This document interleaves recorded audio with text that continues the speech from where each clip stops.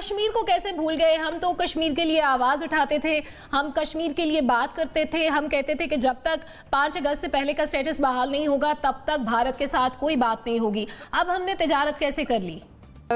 سب سے پہلے تو یہ کہ جو نریندر مودی صاحب نے لیٹر لکھا ہے ہمیں اور جس کو ہم بڑا سیلیبریٹ کر رہے ہیں، اس میں کچھ ورڈز ہیں جو بڑے امپورٹنٹ ہیں۔ انہوں نے لکھا ہے that we are looking forward to a regional peace, sustainable regional peace which is devoid of terror and hostility.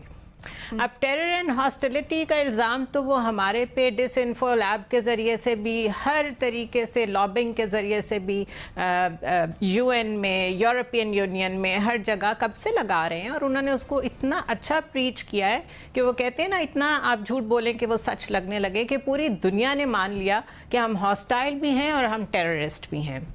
اب اس جملے کو تو آپ ڈسکس نہیں کر رہے ہیں، which means کہ they have not inched away from their basic stance towards Pakistan. اور ہم نے یہاں پہ فورن bilateral trade کو بھی ڈسکس کرنا شروع کر دیا ہے، اور چینی اتنی ضروری ہے کہ آپ کی جو بیسک اسٹریٹجک انٹرسٹ ہیں آپ اس پہ بھی کمپرومائز کرنے کو تیار ہو گئے ہیں۔ So it's a major shift from our strategic policy decision on India۔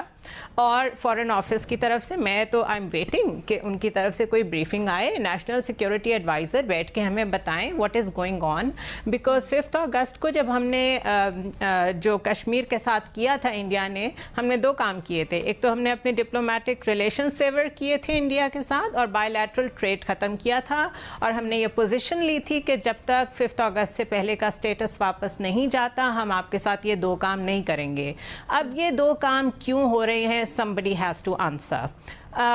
پوری دنیا میں انڈیا اس وقت بہت زیادہ ایک سینٹر سٹیج پہ ہے، میں نے پہلے بھی بتایا تھا، ویکسین بھی بنا رہا ہے، مور دین 65 کنٹریز کو پرووائڈ کر رہا ہے، بایو ٹیک میں بہت آگے ہے، چائنا کو کاؤنٹر کرنے کے لیے امریکہ کی ضرورت ہے۔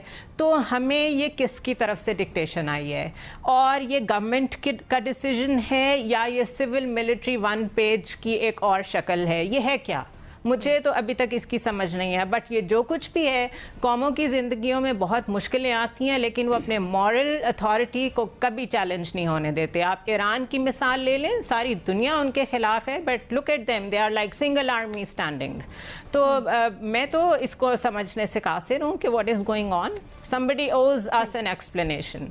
صحیح۔ جواد فیضی صاحب، زنیرہ نے جس طرح ابھی کہا کہ مورل اتھارٹی ضروری ہے یا چینی ضروری ہے، کہ ہم بھارت کے ساتھ تعلقات بہتر کرنا چاہتے ہیں، فیٹف کا مسئلہ حل نہیں ہو پا رہا، جب تک ہم بھارت سے بات چیت نہیں کریں گے وہاں سے ہم نہیں نکل پائیں گے۔ پاکستان کا مفاد ہے اس وقت کہ بھارت سے بات چیت کی جائے اور کوئی راستہ نکالا جائے کہ پاکستان فیٹف سے بھی نکل سکے اور عالمی منظرنامے میں بھی کوئی اپنی پوزیشن بنا سکے۔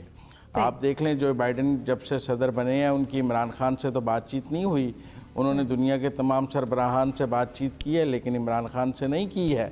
تو یہ سب اشارے ہم سب کو نظر آ رہے ہیں، عربوں کی ناراضگی بھی نظر آ رہی تھی، پاکستان کی عالمی سطح پر تنہائی بھی نظر آ رہی تھی۔